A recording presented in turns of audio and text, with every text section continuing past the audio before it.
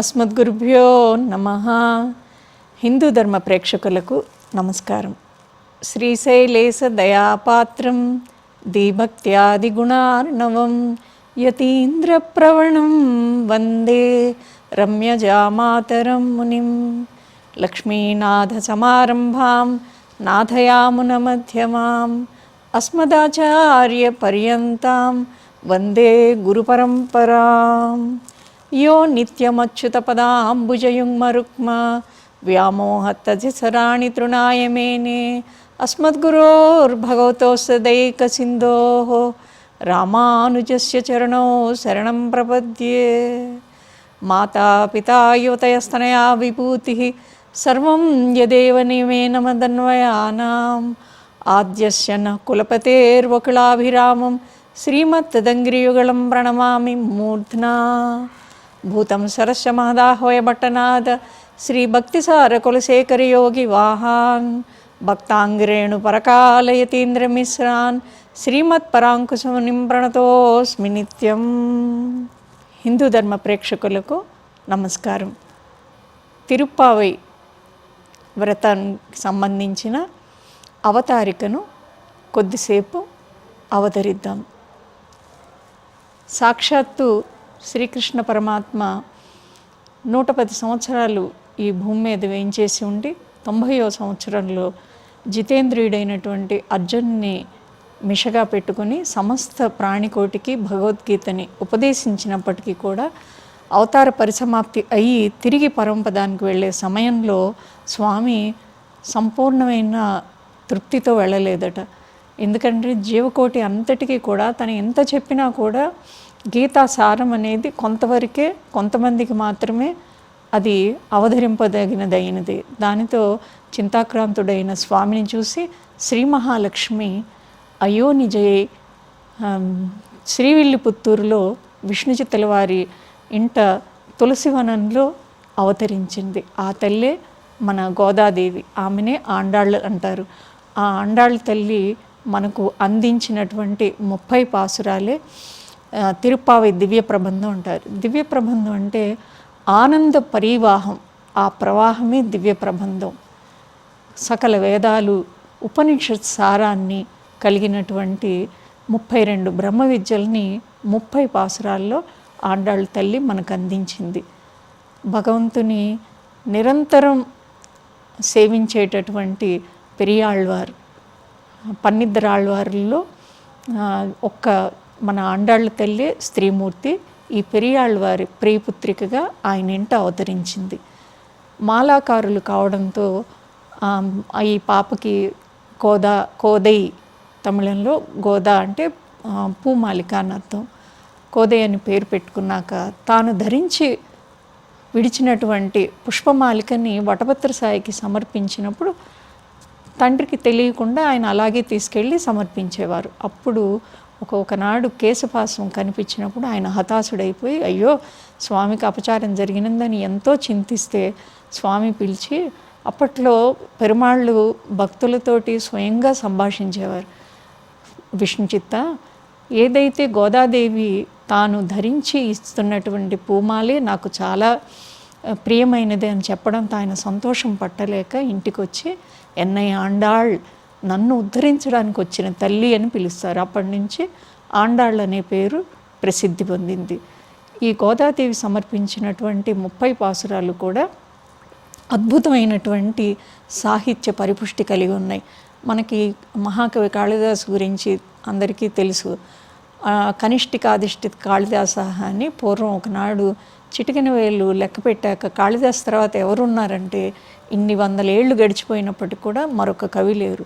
అంత అత్యద్భుతమైనటువంటి ఉపమానాలతో కాళిదాసు కవిత్వం నిండి ఉంటుంది. అలాగే వాల్మీకి మహర్షి శ్రీమద్ రామాయణాన్ని మనం పరికిస్తే రామాయణం అంతా కూడా ఉపమానాలు కానీ ఉపమేయాలు కానీ మనకి ఇటువంటిది మరొకటి చూడలేము అన్నంత అత్యద్భుతమైన రీతిలో ఉంటాయి. కానీ వారిద్దరిని మించి ఆండాళ్ళ తల్లి ఈ తిరుప్పావై దివ్య ప్రబంధంలో ప్రతి పాసురం కూడా, ప్రతి పదం కూడా, ప్రతి అక్షరంలో కూడా అద్భుతమైనటువంటి మంత్రశక్తిని, శబ్దశక్తిని ఇమిడ్చి లోకానికి అందించింది. తిరు అంటే శ్రీ, పావై అంటే వ్రతం.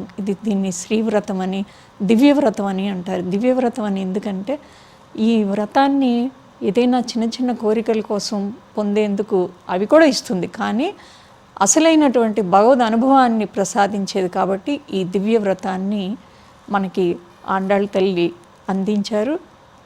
హిందూ ధర్మం మాధ్యమం ద్వారా మనం ఇప్పుడు ఈ తిరుప్పావై పాసురంలో మొదటి పాసురాన్ని అనుసంధించుకుందాం. ముందుగా గోదాస్తుతి. శ్రీ పరాశర భట్టర్ వారు అమ్మవారికి వినమ్రతతోటి సమర్పించినటువంటి శ్లోకం. నీళా తుంగస్తనగిరితటీ సుప్తముద్బోధ్య కృష్ణం పారాధ్యం స్వం శృతిశతశిరసిద్ధమధ్యాపయంతి స్వచ్చిష్టాయాం సృజనిగళితం యా బలాత్కృత్య భుంక్తే గోదా తస్యై నమ ఇదమిదం భూయ ఏవాస్తు భూయః. గోదాదేవికి పదే పదే నమస్కరిస్తూ పరాశర భట్టర్ వారు ఇందులో మనకి ఏం తెలియజేశారంటే, నీళాదేవి యశోదమ్మ సోదరుడైనటువంటి కుంభుని కుమార్తె. కుంభుని భార్య ధర్మద. ఆ దంపతులకి శ్రీరాముడు, నీళ అని ఇద్దరు సంతానం. శ్రీరాముడు కృష్ణుడికి ఆంతరంగికుడు. ఈ నీళాదేవిని పరిణయమాడడం కోసం 7 ఎద్దులను కట్టి కృష్ణ పరమాత్మ వివాహం చేసుకుంటారు.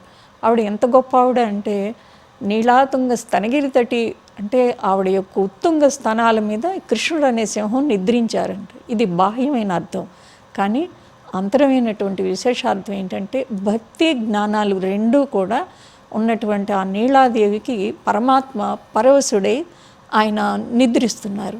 ఆ నిద్రిస్తున్నటువంటి కృష్ణసింహాన్ని మేల్కొల్పింది ఉద్బోధ్య. మన గోదాదేవి చేతనులందరినీ కూడా ఉద్ధరించాలి అని ఆ స్వామిని లేపినటువంటి ఆ గోదమ్మని పరాశర భట్టర్ వారు స్తుతిస్తూ ఉన్నారు. అన్నవయల్ పుదువై ఆండాళ్ళరంగర్కు పన్ను తిరుప్పావై పల్పదియం ఇన్నిసేయాల్ పాడి కొడుతాள் நற்பாமாலை பூமாலை சூடி கொடுத்தாளை சொல்லு சூடி கொடுத்த சுடற்கொடியே தொல்பாவை பாடி அருளவல்வ பல்வளையாய் நாடி நீ வெங்கடவர்க்கு என்னை విధి என்ற ఇమ్మాత్తం నా గడవా వన్నమే నల్గు. అమ్మవారు పాడి కొడుతాள் సూడి కొడుతాள் అంటే తాను ధరించి స్వామికి సమర్పించింది. పాడి కొడుతాள் పాడి పాసురాల్ని సమర్పించింది. భగవంతుని పొందడానికి భగవన్నామ సంకీర్తనం, భగవత్ ప్రపత్తి, మాలా కైంకర్యం, పుష్ప కైంకర్యం చేయడం వల్ల మనం తరింపబడతాం. అమ్మవారు వీటిని సమర్పిస్తూ స్వామికి ఈ తిరుప్పావై అనేటటువంటి అందమైన పుష్పమాలికని స్వామి పాదాల చేరుస్తూ నన్ను వెంకటాచలపతికి ప్రియతముగా చేయమని ప్రార్థిస్తుంది. ఈవిడ ఉన్నదేమో శ్రీవిల్లిపుత్తూరులో. ఆ శ్రీవిల్లిపుత్తూరుని ఆవిడ ఎలా భావిస్తారంటే నందవ్రజం రేపల్లిగా భావిస్తారు. ఎందుకని అంటే ఈ వ్రతాన్ని ఆండాళ్ళ తల్లి మొదట చేశారా అంటే కాదు. ఆవిడ ఎక్కడ విన్నారంటే గోపికలు శ్రీకృష్ణుని పొందడానికి కోసం అని చెప్పి కాత్యాయని వ్రతం చేస్తారు. ఆ వ్రతాన్ని తాను కూడా ఆచరించాలని చెప్పి ఆలోచిస్తే తను ఏ విధంగా చేయగలదు? తానున్న శ్రీవిల్లిపుత్తూరునే రేపల్లెగా భావిస్తుంది. తనకున్న చెలికత్తల్ని గోపికలుగా భావిస్తుంది. ఆ తను ఆ శ్రీవిల్లిపుత్తూరులో వేయించేసి ఉన్నటువంటి వటపత్ర సాయినే శ్రీరంగనాథుడిని పొందుకోరి శ్రీకృష్ణ పరమాత్మగా భావిస్తుంది. వెంకటాచలపతిని తనకి ప్రియతముడిగా చేయమని ప్రార్థిస్తుంది.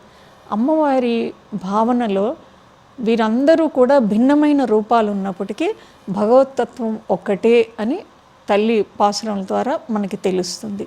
ఇప్పుడు మొట్టమొదటి పాసురాన్ని అనుసంధించుకుందాం. ఇది ద్రవిడ భాషలో ఉంది, మనకి తెలియదు అని అనుకోవద్దు. ఎందుకనంటే వేదమనే తుక్కుం విత్తాగం అన్నారు. ఇది వేదంతో సమానమైనటువంటి చాలా అత్యంత మహిమాన్వితమైనటువంటి పద సౌందర్యము, మంత్ర మహిమ కలిగినటువంటి గొప్ప సాహిత్య సంపద కలిగినటువంటి దివ్యమైన పాసురాలు. ఈ 30 రోజులు ఈ 30 పాసురాలని అనుసంధించుకుంటే మనకు అత్యంత సులభంగా ఏ విధంగా స్వామిని చేరచ్చో మనకు అర్థమవుతుంది. మొదటగా మొదటి పాసురం. మార్గళి తింగళ్ మది నిరైంద నన్నాళాల్ நீராட போதுவீர் போதுமினோ நேரிழையீர் சீர்மல்கும் அயப்பாடி செல்வச் சிறுமீர்கள் கூர்வேல் கொடுந்தொழிலன் நந்தகோபன் குமரன் ஏராரந்த கண்ணி யசோதை இளம் சிங்கம் கார்மேனி சங்கன் கதிர் மதியம்போல் முகத்தான் நாராயணனே நமக்கே பறை తరువాన్ పారోర్ పుగళపడిందేలో రెంబావాయ్. ప్రతి వాక్యానికి సామాన్యార్థాన్ని విశేషార్థాన్ని తెలుసుకునే ప్రయత్నం చేద్దాం. మార్గళి తింగళ్ మది నిరైంద నన్నాళాల్ అంటే ఓహో మార్గశీర్ష మాసం వచ్చింది, వెన్నెల నిండిన మంచి రోజులు వచ్చాయి అని సామాన్యార్థం. విశేషార్థంలో కాలం, మంచి కాలం అనేది ఎలా వచ్చింది? సాక్షాత్తు శ్రీకృష్ణ పరమాత్మే మాసాన మార్గశీర్షోహం, మార్గశీర్ష మాసాన్ని తానే మాసాలన్నిట్లో అని చెప్పి స్వామి తెలిపారు. శ్రీకృష్ణుడు ఒక వటఛాయ లాంటివారు. ఆ శ్రీకృష్ణ పరమాత్మ నీడలో ఉన్నప్పుడు మండు వేసవిలో చల్లగాను, శీతాకాలంలో వెచ్చదనాన్ని కలిగి ఉంటుంది. ఆ విష్ణు స్వరూపమైనటువంటి ఈ మార్గశీర్ష మాసం నక్షత్రాలన్నీ కూడా 27 నక్షత్రాలు ఒక మృగాకారంలో ఉంటే శిరస్సులో ఈ మార్గశీర్ష మాసం ఉంటుంది.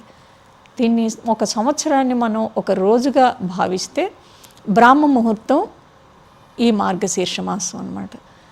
బ్రాహ్మ ముహూర్తానికి ఉన్న విశిష్టత ఏంటి అంటే సత్వగుణం అనేది సమృద్ధిగా మెండుగా పొంది ఉంటుంది. రజోగుణం సాయం సంధ్య వేళ ఉంటుంది. ఈ బ్రహ్మ ముహూర్తంలో ఏం జరుగుతుంది? రాత్రంతా ఉన్నటువంటి చీకట్లు తొలగిపోయి, మరి గమనిస్తే ఆకాశం అంతా కూడా సూర్యోదయానికి ముందు కెంజాయి రంగులో అరుణకాంతులు ఆవరించుకుని ఉంటాయి. ఆ వెలుగురేఖలు ఆవరించే సమయం ఏంటంటే మన అందరికీ కూడా జీవకోటికి అంతటికి కూడా భగవద్ అనుభవానికి యోగ్యత సంప్రాప్తిస్తుంది. ఆ తర్వాత తెల్లవారుతుంది. అదే భగవద్ అనుభవం. సమస్త జీవకోటికి ఒకటే రాత్రి, ఒకటే పగలు. మనం భగవంతుని యొక్క ఏ విధమైనటువంటి అనుభవం లేకుండా గడిపే సమయం అంతా దాన్ని రాత్రి అంటారు. తెల్లవారుతున్నప్పుడు ఈ అజ్ఞానపు అంధకారం అంతా, రాత్రి చీకట్లు మొత్తం తొలగిపోయి ప్రకాశవంతమైనటువంటి వెలుగు ఎప్పుడైతే వస్తుందో ఆ వెలుగే భగవంతుడు అనేటటువంటి ఆ పరతత్వ జ్ఞానం. అది ఒక్కసారి పొందాక ఇంక మళ్ళీ మన జీవితంలో రాత్రి అనేది రాదు. అందుకు ఈ సత్వగుణ సంపన్నమైనటువంటి బ్రాహ్మ ముహూర్తమైన మార్గశీర్ష మాసం ఎంతో ఉత్తమమైన సమయం.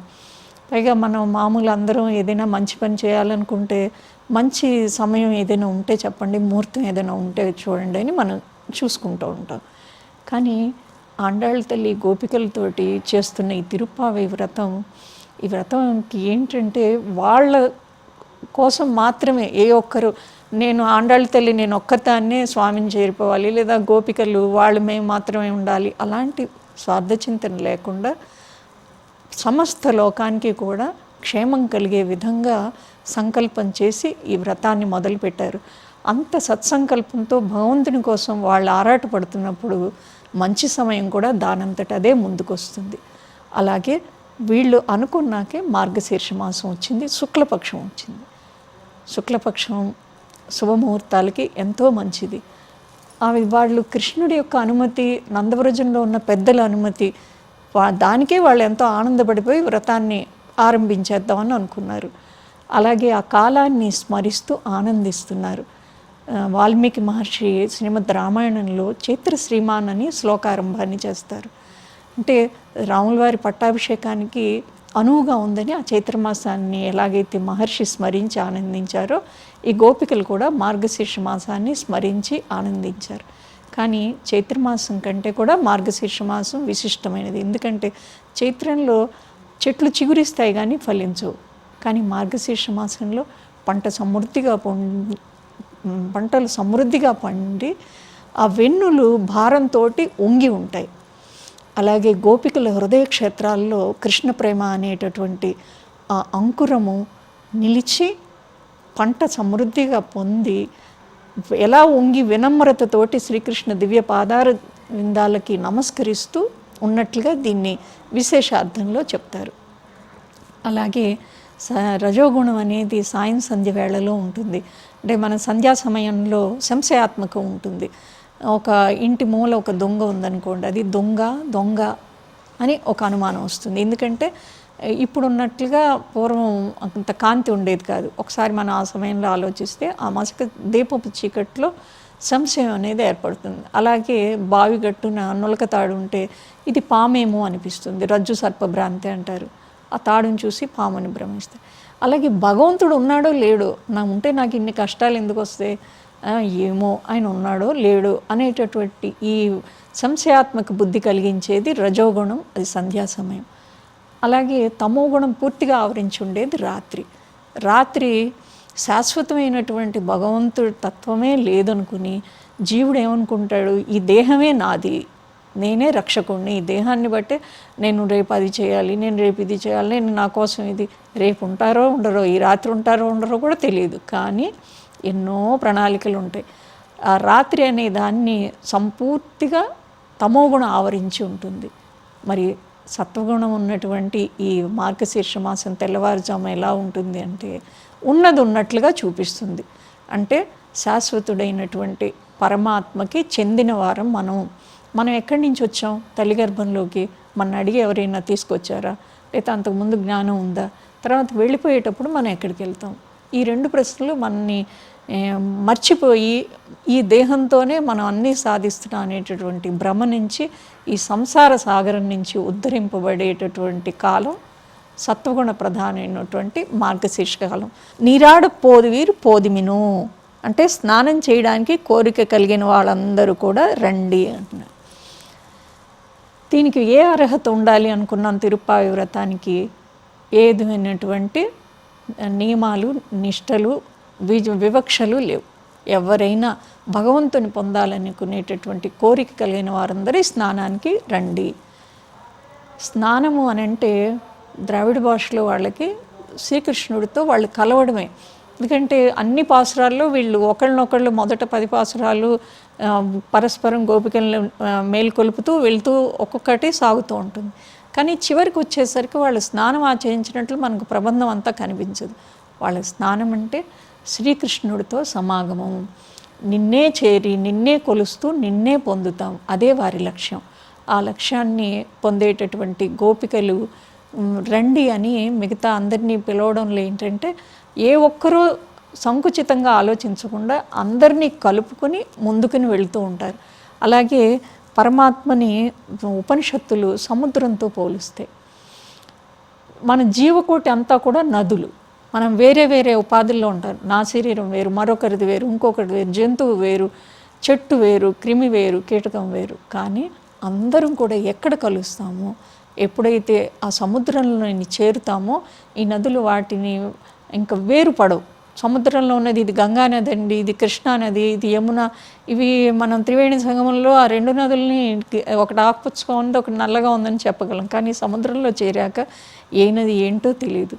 అలాగే జీవకోటి అంతా కూడా ఈ పరమాత్మ అనేటటువంటి ఆ పరబ్రహ్మ స్వరూపమైన సముద్రంలో చేరుకోవడమే ఈ వ్రతం యొక్క అంతిమ లక్ష్యం.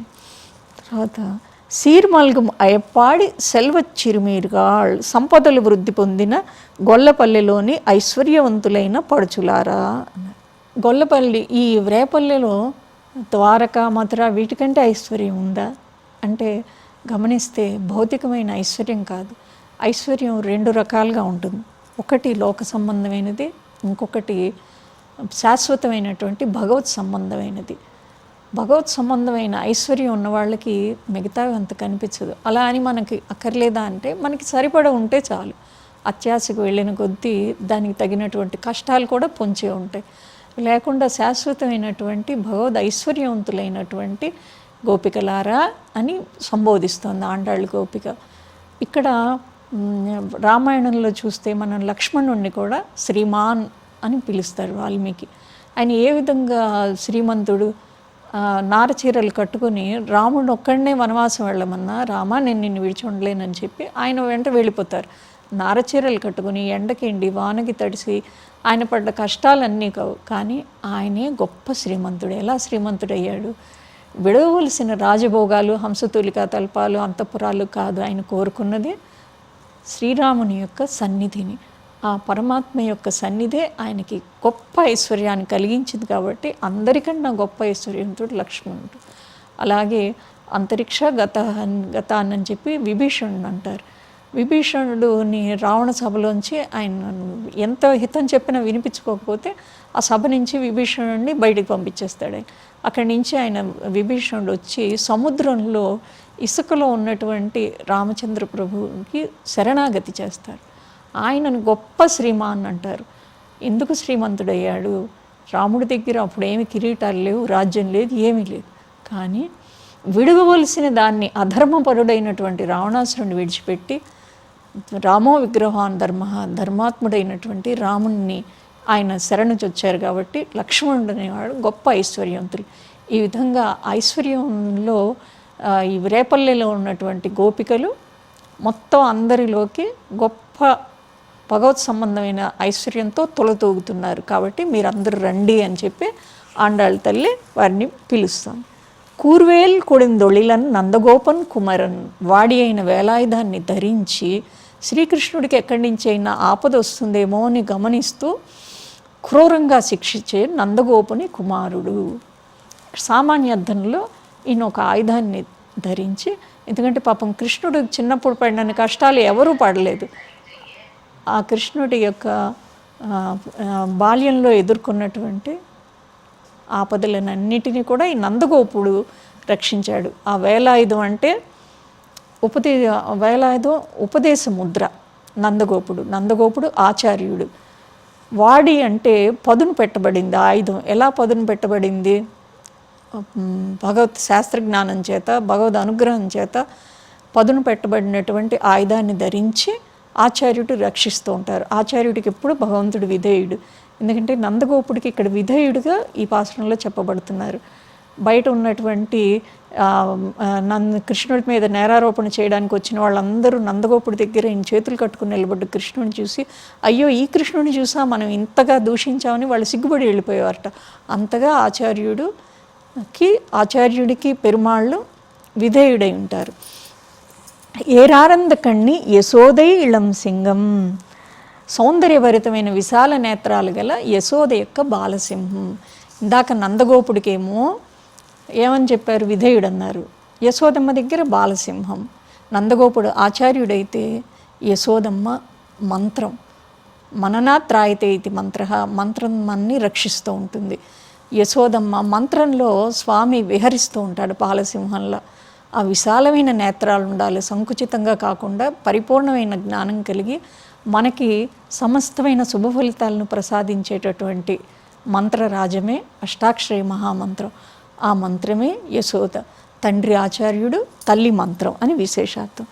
నారాయణనే నమక్కే పరై తరువాన్. నారములంటే నిత్యం ఉండేటటువంటి పదార్థాలు, అయనమంటే వాసం చేసేటటువంటి నారాయణుడు. ఆ నారాయణుడే పరతత్వం. సమస్త వేదాలు ఏం ప్రతిపాదిస్తున్నాయి? శ్రీమన్నారాయణుని పరబ్రహ్మతత్వాన్ని ప్రతిపాదిస్తున్నాయి. నారాయణనే నమక్కే పరై తరువాన్. ఆ నారాయణుడికే మేము నమస్కారాలు సమర్పిస్తున్నాం. పరై తరువాన్, పర అనే వాద్యాన్ని ఇస్తున్నాము. ఇది సామాన్యర్థం. విశేషార్థంలో దాన్ని గమనిస్తే మానసిక, వాచక, కాయక కైంకర్యాలు ఉంటాయి. ఈ పర అనే వాద్యం మనకి 28వ పాసురం దాకా కనిపిస్తుంది. ఈ పర అనే వాద్యాన్ని వాళ్ళు తప్పెట లాంటిది గుండెలకు కట్టుకుంటారు. అది మానసిక కైంకర్యం. దాన్ని నోటితో పాడుతూ ఉంటారు, అది వాచక కైంకర్యం. దాన్ని మూగిస్తూ ఉంటారు, అది కాయిక కైంకర్యం. అంటే త్రికరణ శుద్ధిగా సమర్పించవలసిన కైంకర్యాలన్నీ కూడా భగవంతుడికే సమర్పించడం అనేది దీని యొక్క విశేషార్థం. ఇంకా ఆఖరిగా పారోర్ పొగడపడిందేలో రెంబావాయ్ అంటే చూచువారందరూ పొగిడేటట్లుగా ఉండాలి. ఈ 30 పాసురాలలో ఆండాళ్ళ తల్లి భగవంతుడి యొక్క తత్వాన్ని పర, వ్యూహ, విభవ, అర్చిరాది 5 విభూతుల్ని అమ్మవారు మనని ప్రస్తుతిస్తూ ఉంటారు. పర వ్యూహ మనం సూక్ష్మంగా చెప్పుకోవాలంటే పర వ్యూహాల్లో ఉన్నటువంటి పరమాత్మను మనం చేరుకోలేం, కేవలం మహాయోగులు తప్ప. విభవం అంటే మన కోసం తరింపచేయడానికి, ధర్మ సంస్థాపన కోసం రామకృష్ణాది అవతారాలని తాల్చడం విభవ అవతారం. ఇంకా అంతర్యామి 4వది. అంతర్యామి ఏంటంటే మనలో భగవంతుడు ఉంటాడు. ఆ సంగతి మనకి తెలియదు, మనమే ఉన్నామని అనుకుంటాం. ఎప్పుడు తెలుస్తుందంటే మనం లేనప్పుడు, మనలో ప్రాణం అనేది వెళ్ళిపోయింది అన్నప్పుడు, లోపల ఉన్న అంతర్యామి వెళ్ళిపోయినప్పుడు. ఆ అంతర్యామిని తెలుసుకోవడం కూడా కష్టమే. మరి ఇంకా మనం ఎలా తరిస్తాము అంటే అర్చిరాది మార్గం. అర్చారూపంలో ఒక మన భావనకి బలంగా ఉండేటటువంటి ఒక విగ్రహాన్ని మనం పూజిస్తాం. ఈ 5 తత్వాల ద్వారా అమ్మవారు షాడ్గుమ్య స్వరూపుడైనటువంటి జ్ఞానశక్తి, బల, ఐశ్వర్య శక్తి, తేజస్సుని పొందినటువంటి షాడ్గుమ్య స్వరూపుడైన పరమాత్మను సేవించి తరించింది. ఇక మనం ఈ విధంగా మొదటి పాసురంలో గోపికల్ని ఎలా పిలిచారో, ఆచార్యుడైన నందగోపుణ్ణి, మంత్ర స్వరూపిణైనటువంటి యశోదమ్మని స్మరిస్తూ కాలానికి అత్యుత్తమమైనటువంటి మార్గశీర్ష మాసాన్ని స్మరించి ఆనందిస్తూ రెండవ పాసురంలోకి వెళ్దాం. ఆండాళ్ తిరువడిగళే శరణం.